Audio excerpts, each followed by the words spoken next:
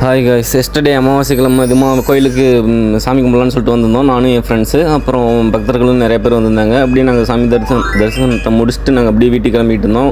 நம்ம ஊருக்கு தண்ணி வந்தது தெரியும், அது இப்போது அங்கே தான் போகலான்னு சொல்லிட்டு ரெடி ஆகிட்டு இப்போது கோயிலேருந்து நம்ம கிளம்பியாச்சு. பைக்கில் ட்ரிபிள்ஸ் தான் போயிட்டு இருந்தோம். அப்படியே போயிட்டு இருக்கப்போ போயிட்டு அப்புறம் எங்கள் ஊருக்கு போவோம். போயிட்டு அங்கேருந்து ஒரு ராக்கெட் செஞ்சு சின்னம்பட்டிலேருந்து இலங்கைக்கு விடலான்னு பார்த்தேன். அந்த ராக்கெட் வந்து இலங்கை வரைக்கும் போகாமல் சின்னப்பள்ளூரில் லேண்ட் ஆயிடுச்சு. ஸோ சேடு. சரி, நம்ம ஊருக்கு தண்ணி வந்தது தெரியும், அது அங்கே போகலான்னு சொல்லிட்டு நம்ம இப்போ கிளம்பியாச்சு. நிறைய தண்ணி இருக்கிறதுனால ஃபிஷிங் பண்ணுறவங்களும் நிறைய பேர் ஃபிஷிங் பண்ணிகிட்டு இருந்தாங்க. அப்புறம் கிரிக்கெட் கிரவுண்டு ஆக்சுவலாக இது, அந்த கிரிக்கெட் கிரவுண்டு நிரம்பி தண்ணிலாம் மேலே கிரவுண்ட் வரைக்கும் ஏறிட்டு வந்துட்டு இருக்குது. அப்புறம் எங்கள் ஊருக்காரங்கெல்லாம் ஃபிஷிங் பண்ணுறவங்கலாம் அங்கே நின்று ஃபிஷிங் பண்ணிகிட்டு இருந்தாங்க.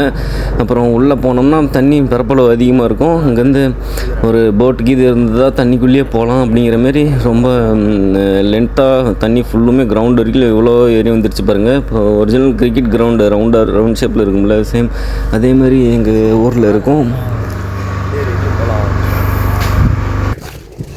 ஒரே ஒரு டேக்டர் இருந்துச்சுன்னு வச்சுக்கோங்க, டிராக்டர் டீப் தான் நீச்சல் தெரியாப்புல ஆகுது.